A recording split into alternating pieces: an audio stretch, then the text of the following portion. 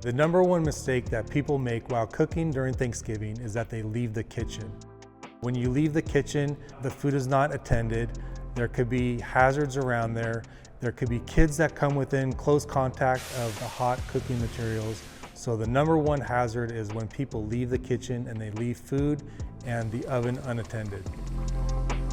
The number one thing that people can do when they're using their oven, first is open up your oven. Make sure that you're not storing anything inside there. Second is you need to constantly be monitoring the oven. If any smoke starts coming out of it, you need to immediately stop. You also should have a fire extinguisher nearby, and it's very important that you have working smoke alarms that are inside the house.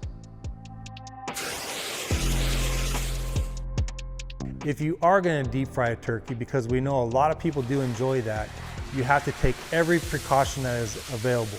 So number one, you never cook a deep fried turkey inside. When you're outside, you want to make sure that you have it on a level surface. You don't want to have too much oil in there. That's a big mistake that a lot of people make. Also, you want to make sure that your turkey has been thawed out.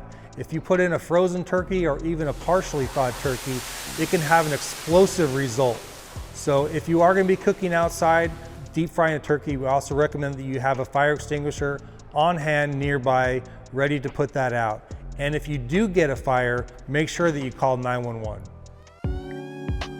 As firefighters, the number one thing that we respond to on Thanksgiving is cooking fires. So we want to make sure that everyone stays safe. We don't want to have to go to your house. We don't want to have to put out a fire in your kitchen. We don't want to have to treat your child who's been burned, because all this is preventable.